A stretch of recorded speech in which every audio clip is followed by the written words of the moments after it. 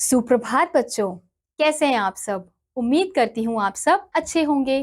तो बच्चों, आज की कक्षा में हम पढ़ने वाले हैं अध्याय नंबर 5, जिसका शीर्षक है संज्ञा के विकार। तो बच्चों, इस अध्याय में हम जानेंगे लिंग, वचन और कारक के बारे में।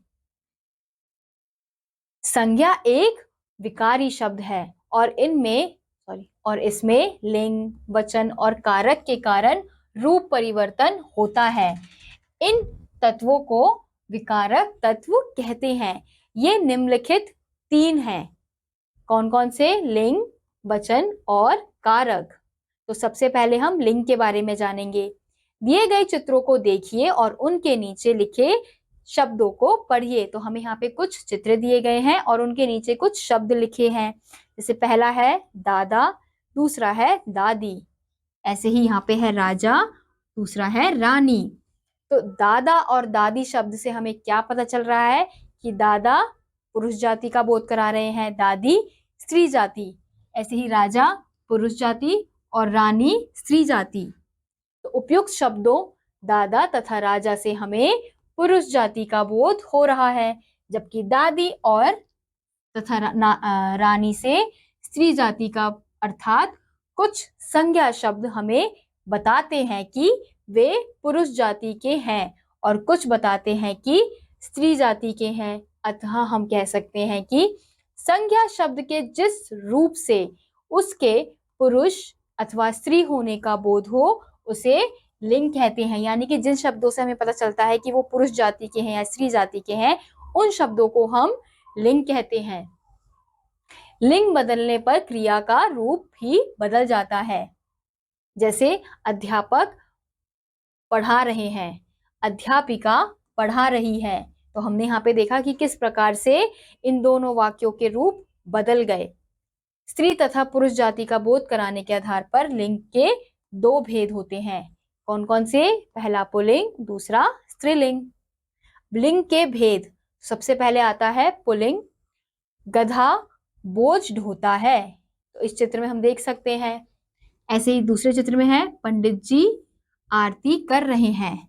तो उपयुक्त वाक्यों में गधा तथा पंडित शब्द पुरुष जाति की ओर संकेत कर रहे हैं। तो पुरुष जाति का बोध कराने वाले शब्द पुल्लिंग कहलाते हैं। जैसे पिता, नौकर, घोड़ा, स्टेशन। तो ये सारे शब्द क्या हैं? हमारे पुरुष जाति के शब्द हैं। अब विशेष जानकारी है पुल्लिंग की पहचान। जिन शब्दों के पीछे आ, पन, पा, अक तथा ना आता हो वे पुल्लिंग शब्द होते हैं। जैसे लड़का, बचपन, बुढ़ापा, गायक, लेन देन आदि अन्य शब्द। ऐसे ही अगला है कुछ संज्ञा शब्द स्त्री तथा पुरुष के लिए समान रूप में प्रयोग किए जाते हैं। जैसे प्रधानमंत्री, मंत्री, डॉक्टर, इंजीनियर, खिलाड़ी, राष्ट्रपति आदि अन्य शब्द। जो नाम पुल्लिंग होते हैं वे इस प्रकार हैं। दिनों के नाम, महीनों के नाम, पहाड़ों के नाम, पेड़ों के नाम, देशों के नाम, समुद्रों के नाम, राज्यों के नाम और ग्रहों के नाम। ये क्या होते हैं? सदा पुल्लिंग के होते हैं, केवल इमली को छोड़कर और पृथ्वी को छोड़कर। अब कुछ शब्दों में नर तथा मादा लगाकर पुल्लिंग या स्त्रीलिंग शब्द बनाया जाता है। जैसे नर खरगोश, मादा खरगोश।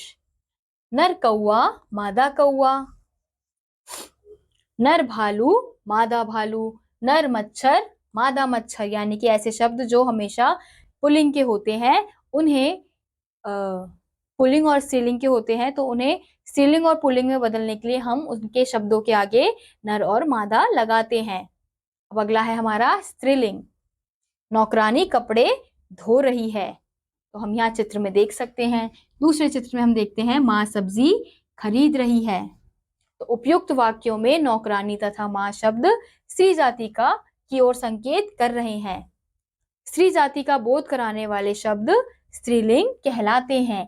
जैसे दादी, सेठानी, लोमड़ी, घोड़ी। तो ये जो सारे शब्द हैं वो स्त्री जाति का बोध करा रहे हैं, तो इसलिए ये सारे शब्द स्त्रीलिंग के शब्द हैं। तो विशेष जानकारी यहाँ दी गई है। स्त्रीलिंग की पहचान जिन संज्ञा शब्दों के अंत में ई, इया, आवट, आनी, आइन, ता, इन आदि लगा होता है वे स्त्रीलिंग होते हैं, जैसे बोली, डिबिया, थकावट, महारानी, पंडिताइन, मित्रता, धोबिन आदि अन्य शब्द। प्राणियों के लिए लिंग समझने व बताने में कठिनाई नहीं होती, परंतु वस्तुओं के लिंग निर्धारण में कई बार कठिनाई होती है। उस समय व्याकरण व विद्वानों की सहायता ली जाती है। जो नाम स्त्रीलिंग होते हैं वे इस प्रकार है।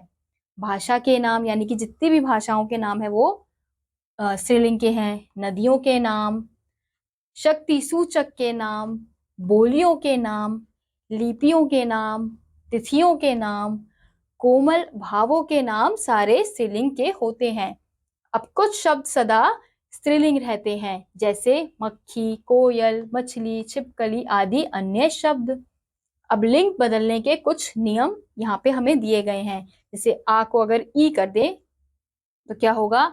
छात्र का छात्रा, आचार्य का आचार्य, सुत का सुता, कटोरा का कटोरी, पुत्र का पुत्री, नर का नारी। ऐसे ही इका तक को अगर हम इन कर दे तो गायिक का गायिका, लेखक का लेखिका, सेवक का सेविका, पाठक का पाठिका। ऐसे ही अगला है आइन का या आनी लगाकर लाला का ललाइन, पंडित का पंडिताइन, ठाकुर का ठकुराइन।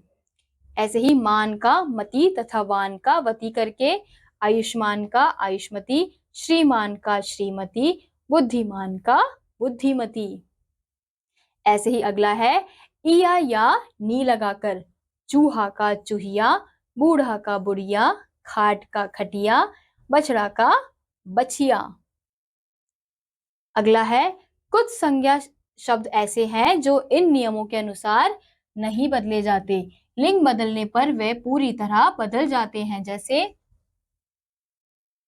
बैल का है गाय, ससुर का है सास, साधु का है साध्वी, भाई का बहन, पिता का माता, विद्वान का विदुषी। इसमें ना या आइन ऐसा कुछ नहीं लगाया है, इनके रूप ही बदल जाते हैं जब वो स्त्रीलिंग या पुल्लिंग में आते हैं। तो बच्चों इस अध्याय में हमने सीखा स्त्री या पुरुष जाति का बोध कराने वाले शब्द लिंग कहलाते हैं। लिंग दो प्रकार के होते हैं, पुल्लिंग तथा स्त्रीलिंग।